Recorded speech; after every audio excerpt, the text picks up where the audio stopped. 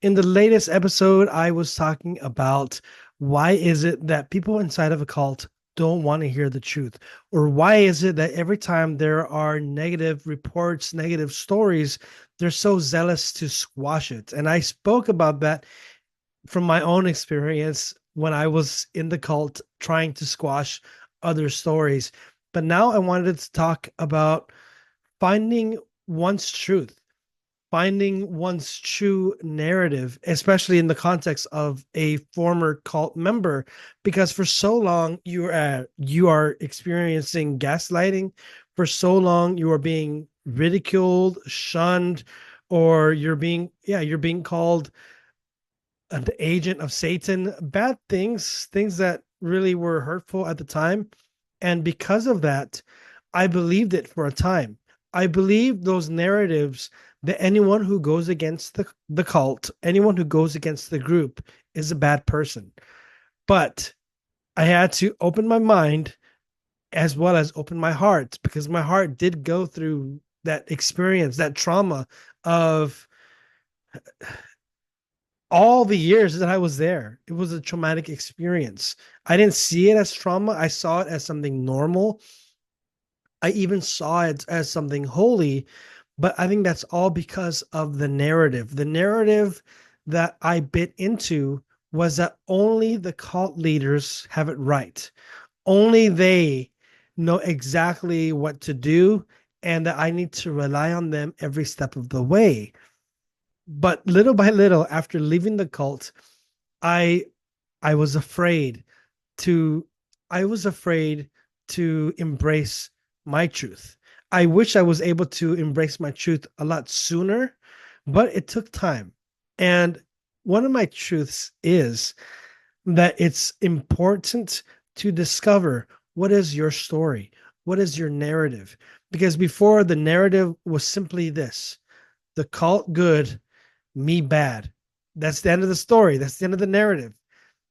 Afterwards, after really going through the timeline of how is it that I joined, or first, who was I before the cult? How did I change? What introduced those changes in me? The brainwashing, you might say, or the programming.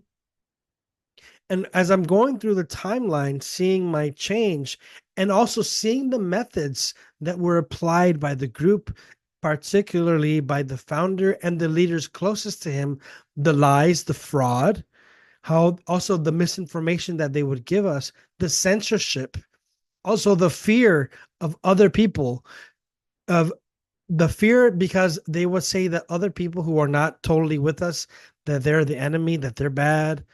I think all of that really played a role in me not wanting to change the narrative because there was a lot of fear attached to it. If I remove myself from that narrative, what's going to happen? So what could happen if they're right? Then my life is going to be a complete curse, and not only my life, but also the life of my family for 7 generations. Or I can I can try to take a pause, take a step back, and analyze what happened, what I experienced, and what were the things that they did. When I started to do that, when I started to weigh on the balance, at least myself personally, starting to weigh in a balance, they're saying that these things are good, but objectively, it's not.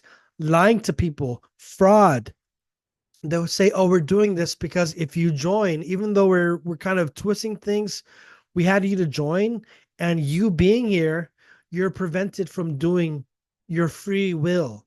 If you're prevented from of doing your free will, then there's a greater chance that you're not going to sin because you're not doing anything. All you're doing is praying." So it's a bit of a gaslighting. So they make you feel that if you have your own will, like to wake up in the morning and go to school, you want to do that, but that's not what they want for you, then you're the evil one. So, anyways, I'm going down another rabbit hole when it comes to freedom and will, but I wanted to kind of attach that and connect it with one's narrative, because when you're in the cults, you really don't have entire free will. Everything is bound by how they tell you to live. So yes, there is obedience, but this wasn't obedience. This wasn't the vow of obedience that other religious communities have. This was more subjugation, where you have to be a complete slave to this group, not only like physically, not only in your actions, but you have to surrender to them mentally as well. Your mind, they've trained us, you should have the mind of the founder, because when the founder dies, who's going to take charge? Who's going to be the next in line? So whoever is the next in line already needs to start training, because it could be anybody who's next in line. So we need to start training by abandoning our own reasoning and only accepting the reasoning of the founder. So when I left, that was really brainwashed, really instilled in me, like solid. But it took time. And it was also scary, but it was a necessary step. And that was to being honest, because being on a podcast, it's scary. Being on YouTube or wherever, it's scary. It was scary for me. But I wanted this podcast to be a place. Initially, the way I started it was to be a place where I can come and share my truth. And hopefully, by sharing my truth, it would bring some healing. And it has brought so much healing, so much growth. But what I want to get to is claiming one's narrative, because for so long, my narrative was that the cult was right. I'm bad. However, when I started to see that bad things happened, and when I started to express it through the podcast, sharing my experiences, I had two different crowd reactions. One was from one side of the aisle, people saying that I'm bad, that I'm being a, I'm not saying the exact words, but like, oh, you're being a wimp, you're not carrying your cross, you're not a true Christian. And there's others who are like, yeah, we also experienced these things. The reason why I find it necessary to claim one's narrative is because if you don't claim the narrative, your narrative, at least for me, it's like, where is my life going? I'm, I for so long was going with the narrative of the cult that everything was fine, that everything was good. And I was lying to myself for so long.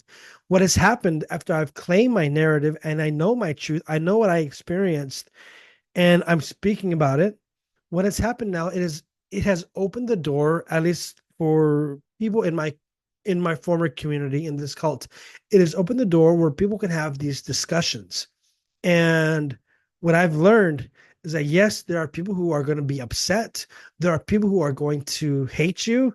'Cause that's what happened. I mean, they've been trained or they've been programmed, brainwashed, whatever you want to, whatever word you want to use, been brainwashed to see it as evil, to see any negative narrative, it's evil, but it's true. And what has happened now is that by me sharing my story, my narrative, my experiences, my hope is that it can help other people to open their eyes and to see the red flags, because that's what I'm basically doing.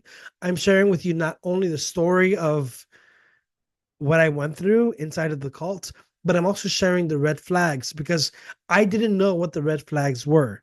So by me sharing my narrative, my story, I hope my goal is that people will see the red flags from my story and they'll be able to avoid it. And if there is someone who is going through these traumatic experiences, these cult experiences, by me sharing my story, I hope that it gives you a bit of hope that you can come out of that place.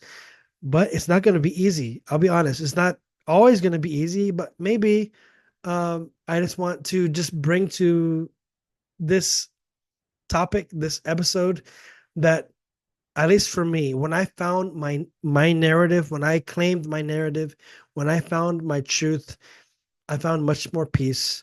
And I that's what I wish for everyone else, that they find peace and that they find their story.